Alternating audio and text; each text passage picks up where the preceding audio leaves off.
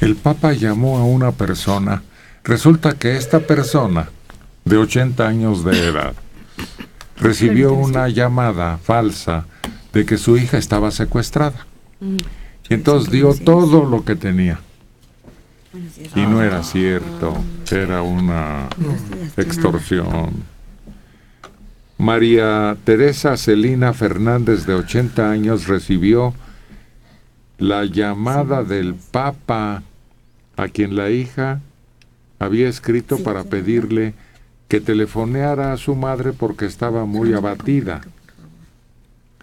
Y es que la mujer jubilada había sido víctima de un secuestro virtual, que se le llama, cuando delincuentes le llamaron por teléfono haciéndole creer que tenían cautiva a su hija. Como rescate por el falso secuestro, la mujer entregó todo lo que había logrado ahorrar para cumplir su sueño, que era viajar a Roma y el Vaticano para ver al Papa. Entonces el Papa, conmovido ante la historia, llamó 2 veces. Primero no la encontró. Y es que había recibido cartas, Francisco, en donde la hija le contaba lo sucedido y pedía que la llamara, porque una palabra suya sería sanadora. La voz de él es imposible no conocérsela, dice la hija, y le pregunté, ¿habla el Papa Francisco? Sí, me dijo, pero una cosa es contarlo y otra cosa vivirlo. Mi madre se puso a llorar. El Papa la tranquilizaba. Y entonces ella le pidió que rece por Argentina, porque no estamos en un buen momento. Es que todo esto sucede en ese país. A lo que Francisco respondió, no, si en eso de estar mal somos campeones, salimos de una y caemos en otra. María Teresa le habló al sumo pontífice sobre la inseguridad. Parece una historia mexicana, Héctor. Parece un cuento, porque no lo puedes creer que, en primer lugar, pueda el Papa tener conocimiento de las cartas recibidas. Sí. Y luego su reacción. Sí, si un autor escribe un cuento como ese, pues es totalmente inaudito, ¿no? No cree. La realidad supera a la ficción. Sí. Y es un detalle hermoso. Acá hay otro episodio similar, mira. Resulta que en España mucha gente ha perdido en manos de los bancos. Buenos días, Radio Centro. Que embargó 49,694 viviendas en el país. Más que el año pasado. ¿Qué edad tiene? Solo este año, 2013, del que se hace la cuenta, los bancos han embargado 49,694 viviendas en el país. Esto ha provocado que algunos hasta se suiciden. Sí. Bueno, esta es otra historia similar.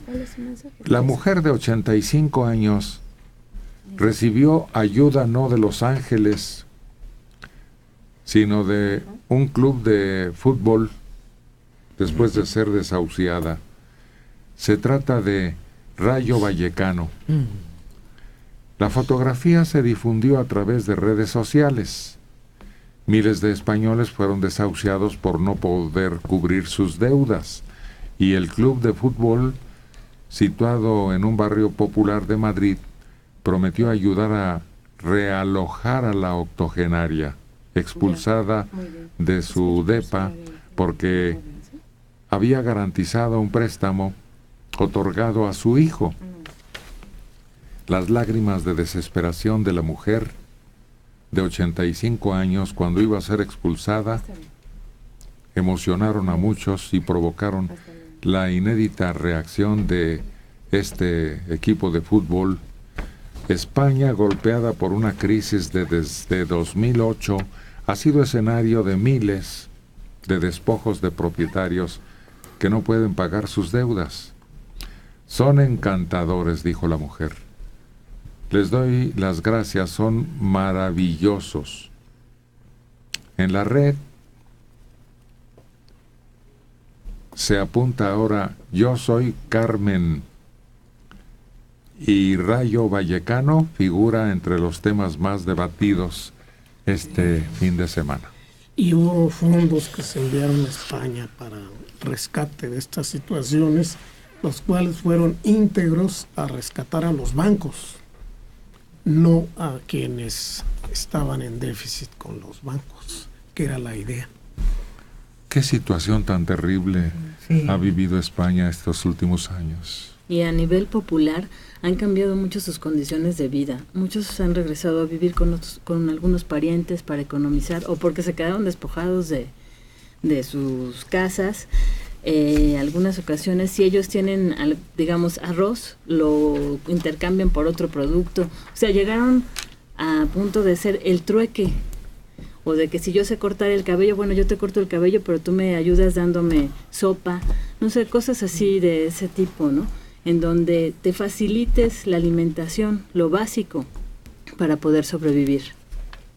Pero han llegado a vivir con los familiares porque son los únicos que, a pesar del problema tan grave, siguen recibiendo sus pensiones. Uh-huh.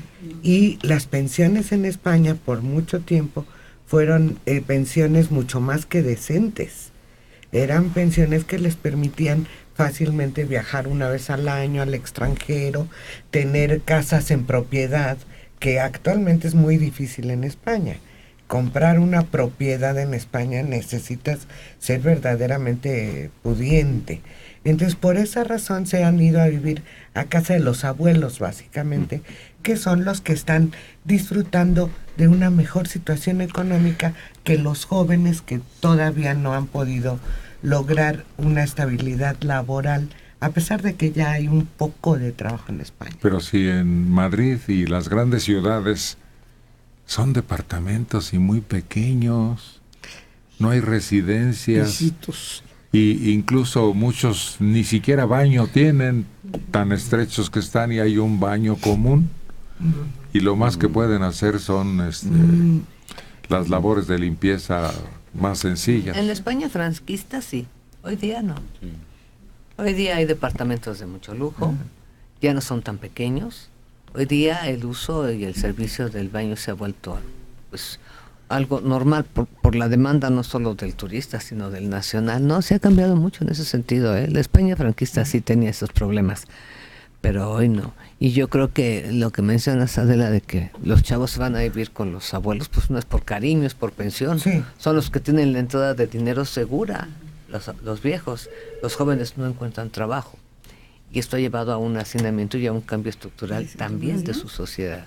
También se ve algo curioso en España, que las familias más o menos de clase media tienen un pisito muy reducido en Madrid, pero tienen casas de veraneo. Finca. Dentro de Madrid hay casas con alberca. Y hay casas también, claro que sí. Es culpa de los españoles un poco, ¿eh?